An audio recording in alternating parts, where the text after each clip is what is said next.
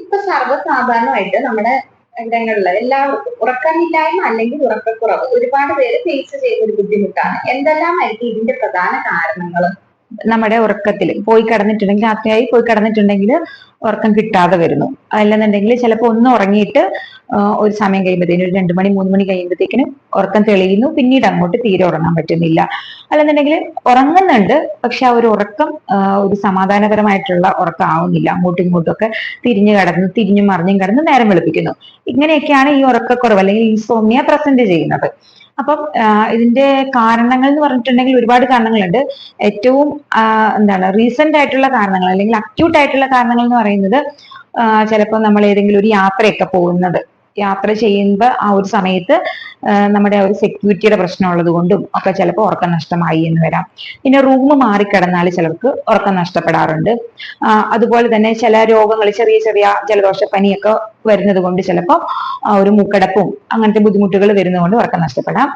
പിന്നെ ചിലപ്പോ ഈ ഒരു ഉറക്കം നഷ്ടം എന്താണ് കാരണം എന്നറിയാതെയും അല്ലെങ്കിൽ മറ്റെന്തെങ്കിലും അണ്ടർലൈൻ കോഴ്സ് കൊണ്ടും ഒക്കെ 3 മാസത്തിൽ കൂടുതലും ശരിയായ രീതിയിലുള്ള ഒരു ഉറക്കം കിട്ടാതെ വരലുണ്ട്. അപ്പൊ അതൊരു വലിയ അല്ലെങ്കിൽ ഒരുപാട് ആളുകൾ ഇപ്പൊ അനുഭവിക്കുന്ന വളരെ കഷ്ടതയേറിയ ഒരു ബുദ്ധിമുട്ട് തന്നെയാണ്.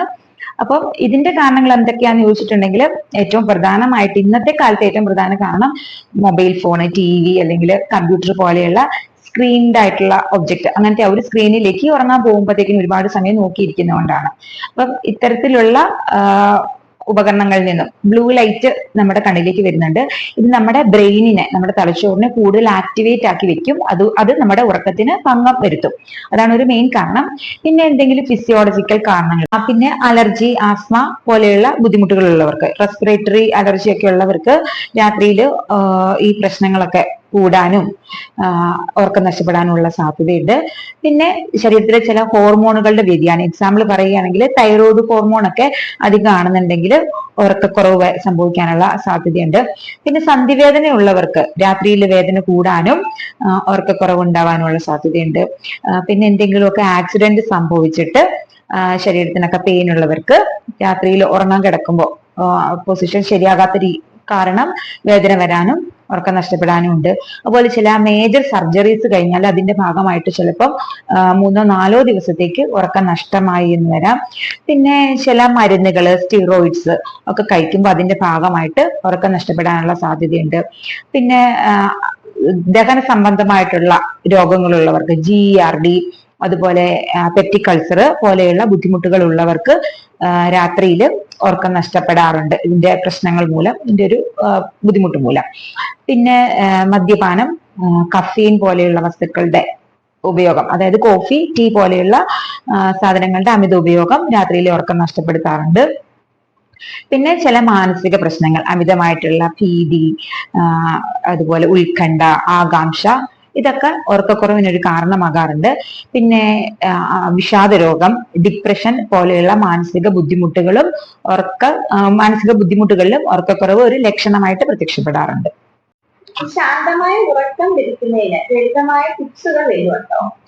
ഏറ്റവും മെയിനായിട്ട് നമ്മൾ എന്ത് കാരണം കൊണ്ടാണ് ഉറക്കം ലഭിക്കാത്തത് എന്നുള്ളത് ഒരു ഡോക്ടറിനെ കൺസൾട്ട് ചെയ്ത് തന്നെ മനസ്സിലാക്കേണ്ടത് തന്നെയാണ്.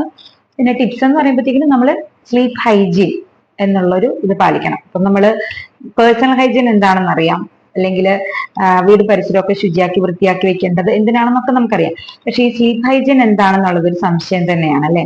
അപ്പൊ ഇത് വേറൊന്നുമല്ല, ഉറക്കം ശരിയായുള്ള അല്ലെങ്കിൽ ക്രമമായുള്ള ഒരു ഉറക്കം കിട്ടുന്നതിന് നമ്മൾ പാലിക്കേണ്ട ചില കാര്യങ്ങളാണ്. അപ്പൊ ഒന്നാമതായിട്ട് നമ്മൾ ഉറക്കത്തിനൊരു ചിട്ട കൊണ്ടുവരിക. അപ്പൊ എല്ലാ ദിവസവും കൃത്യസമയത്ത് ഉറങ്ങാനും കൃത്യസമയത്ത് ഉണരാനും ശ്രദ്ധിക്കുക. രണ്ടാമതായിട്ട് നമ്മൾ ഒരു റൂം സെറ്റ് ചെയ്യുക, നമുക്ക് കിടക്കാൻ വേണ്ടിയിട്ട് ബെഡ്റൂം സെറ്റ് ചെയ്യുമ്പോൾ എല്ലാ ദിവസവും അത് അവിടെ തന്നെ കിടന്നുറങ്ങാനും ശ്രദ്ധിക്കുക. അപ്പൊ ആ ഒരു റൂം, അവിടെ നമുക്ക് വേറൊന്നും ആവശ്യമില്ല. നമുക്ക് ഉറങ്ങാൻ വേണ്ടിയിട്ട് എന്തൊക്കെയാണോ, ഒരു കട്ടില് അല്ലെങ്കിൽ മെത്ത, ബെഡ്ഷീറ്റ്, ഇതൊക്കെ മാത്രം മതി. ആ റൂമിൽ വേറെ ക്ലോക്കോ അല്ലെങ്കിൽ TVയോ ബുക്സോ ഇതിന്റെ ഒന്നും ആവശ്യമില്ല. അതൊക്കെ നമ്മുടെ ഉറക്കത്തിന് അല്ലെങ്കിൽ ഉറങ്ങാനുള്ള ടെൻഡൻസിയെ കുറയ്ക്കും. അപ്പോൾ ഇതൊക്കെ മാത്രം സെറ്റ് ചെയ്യുക. പിന്നെ ആ ഒരു റൂമിൽ എപ്പോഴും ഒരു ചെറിയ ലൈറ്റ് മതി, അമിതമായിട്ടുള്ള വെളിച്ചം വേണ്ട. പിന്നെ വായു സഞ്ചാരം നല്ല രീതിയിൽ ഉണ്ടായിരിക്കണം. അതുപോലെ തന്നെ ഒരു തണുത്ത അന്തരീക്ഷം ആ മുറിയിൽ എപ്പോഴും ആയിരിക്കാൻ വേണ്ടിയിട്ട് ശ്രദ്ധിക്കുക. അപ്പൊ എല്ലാ ദിവസവും ഈ മുറിയിൽ തന്നെ ഉറങ്ങാൻ വേണ്ടിയിട്ട് ശ്രദ്ധിക്കുക. പിന്നെ നമ്മൾ ഉറങ്ങുന്നതിന് ഏകദേശം 1 മണിക്കൂർ മുമ്പെങ്കിലും നമ്മുടെ മൊബൈൽ ഫോണിന്റെ ഉപയോഗം അല്ലെങ്കിൽ ടിവിയുടെ ഉപയോഗം, കമ്പ്യൂട്ടർ പോലെയുള്ള ഉപകരണങ്ങളുടെ ഉപയോഗം നിർത്തലാക്കുക. അതേപോലെ തന്നെ ഏകദേശം ഒരു 3-4 മണിക്കൂർ മുമ്പ്, 2-3 മണിക്കൂർ മുമ്പെങ്കിലും ഭക്ഷണം കഴിക്കുക. മിതമായ രീതിയിലായിരിക്കണം അത്താഴം. കൂടുതൽ എരിവുള്ളതോ അല്ലെങ്കിൽ കൂടുതൽ പുളിയുള്ളതോ കൂടുതൽ മധുരമുള്ളതോ ആയിട്ടുള്ള ഭക്ഷണങ്ങളൊന്നും ഉൾപ്പെടുത്താതെ ഇരിക്കുക. ലഘുവായിട്ടുള്ള ഭക്ഷണം കഴിക്കാൻ ശ്രദ്ധിക്കുക. അതുകൊണ്ട് തന്നെ ഈ ഒരു ദഹനം പ്രോപ്പറായിട്ട് നടക്കാൻ നമ്മളെ സഹായിക്കും. വെള്ളം കുടിക്കുന്നതും ഈ ഒരു സമയം കഴിഞ്ഞിട്ടുണ്ടെങ്കിൽ കുറയ്ക്കുക. അപ്പൊ ഇടയ്ക്കിടയ്ക്ക് മൂത്രശങ്ക വരുന്നത് നമുക്ക് ഒഴിവാക്കാൻ കഴിയും. പിന്നെ ശ്രദ്ധിക്കേണ്ട കാര്യങ്ങൾ എന്താണെന്ന് ചോദിച്ചിട്ടുണ്ടെങ്കിൽ, നമ്മൾ കിടക്കാൻ പോകുന്നതിന് ഏകദേശം ഒരു അരമണിക്കൂർ മുമ്പ് നല്ല രീതിയിൽ ഒന്ന് മേല് കുളിക്കുന്നത്, ചെറിയ ചൂടുള്ള വെള്ളത്തിൽ മേല് കുളിക്കുന്നതോ അല്ലെങ്കിൽ കയ്യും കാലും മുഖമൊക്കെ ഒന്ന് നന്നായിട്ട് കഴുകുന്നതോ പെട്ടെന്ന് ഉറക്കം വരാൻ സഹായിക്കാറുണ്ട്. അതുപോലെ തന്നെ ചെറിയ ചൂടുള്ള പാല് കുടിക്കുന്നത് ഉറക്കം വരാൻ ഹെൽപ്പ് ചെയ്യാറുണ്ട്. പിന്നെ ഉറങ്ങാൻ പോകുന്നതിന് മുൻപ് മെഡിറ്റേഷൻ പോലെ അല്ലെങ്കിൽ ബ്രീത്തിങ് എക്സസൈസ് ഒക്കെ ചെയ്യുന്നത് പെട്ടെന്ന് ഉറക്കം ലഭിക്കാൻ വേണ്ടിയിട്ട് സഹായിക്കാറുണ്ട്. അപ്പം എവിടെയെങ്കിലും സ്വസ്ഥമായിട്ട് ഇരിക്കുക, നല്ലൊരു ഡീപ്പ് ബ്രെത്ത് എടുക്കുക. അതിനുശേഷം വളരെ സാവധാനം ഈ ഒരു ശ്വാസം പുറത്തേക്ക് വിടുക. ആ ഒരു സമയത്ത് നമ്മൾ ഉള്ളിലേക്ക് എടുക്കുകയും പുറത്തേക്ക് വിടുകയും ചെയ്യുന്ന ഈ ഒരു ശ്വാസത്തിൽ മാത്രം നമ്മുടെ ശ്രദ്ധയെ കൊണ്ടുവരാൻ ശ്രമിക്കുക. ഈ ഒരു കാര്യം ഒരു 10-15 പ്രാവശ്യം ചെയ്യുന്നത് വളരെ എഫക്റ്റീവ് ആയിരിക്കും. പിന്നെ രാത്രിയിൽ നമ്മൾ ഉറങ്ങാൻ പോകുന്നതിന് മുൻപ് അമിതമായിട്ടുള്ള മദ്യപാനം പാടില്ല, അല്ലെങ്കിൽ മിതമായിട്ട് പോലും മദ്യം കഴിക്കാൻ പാടില്ല. പിന്നെ കോഫി, ടീ പോലെയുള്ള പാനീയങ്ങൾ ഒഴിവാക്കുക. പിന്നെ മെലാറ്റോണിൻ കണ്ടന്റ് കൂടുതലുള്ള ഭക്ഷണങ്ങൾ കഴിക്കുന്നത് ഉറക്കത്തിന് കൂടുതൽ ഹെൽപ്പ് ചെയ്യാറുണ്ട്. അപ്പൊ ഇത്തരത്തിലൊക്കെ പ്രാക്ടീസ് ചെയ്യുകയാണെന്നുണ്ടെങ്കിൽ തീർച്ചയായിട്ടും ഒരു ഉറക്ക ഗുളികയും ഇല്ലാതെ തന്നെ നമുക്ക് ഉറക്കത്തിന് കൊണ്ടുവരാൻ കഴിയുന്നതേ ഉള്ളൂ. മെലാറ്റോണിൻ അടങ്ങിയ ഭക്ഷണങ്ങൾ കഴിക്കാൻ പറഞ്ഞല്ലോ, ഇത് എന്തൊക്കെയാണ്? മെലറ്റോണിൻ നമ്മൾ കഴിക്കുന്ന ഒരുപാട് ഭക്ഷണങ്ങൾ അടങ്ങിയിട്ടുണ്ട്. ഇതിൽ ഏറ്റവും പ്രധാനം ചെറിപ്പഴത്തിലാണ്. ചെറിപ്പഴത്തിലുണ്ട്, അതുപോലെ തന്നെ പൈനാപ്പിള്, പപ്പായ, വാഴപ്പഴം, ഇതിലൊക്കെ മെലാറ്റോണിൻ അടങ്ങിയിട്ടുണ്ട്. പിന്നെ പിസ്ത, വാൾനട്ട്, ബദാം പോലെയുള്ള നട്ട്സിൽ മെലാറ്റോണിൻ അടങ്ങിയിട്ടുണ്ട്. പാലിൽ നേരത്തെ ഞാൻ പറഞ്ഞല്ലോ ചെറിയ ചൂടുള്ള പാല് കുടിക്കണമെന്ന്, അതുപോലെ പാലിൽ അടങ്ങിയിട്ടുണ്ട്, മുട്ടയിലുണ്ട്.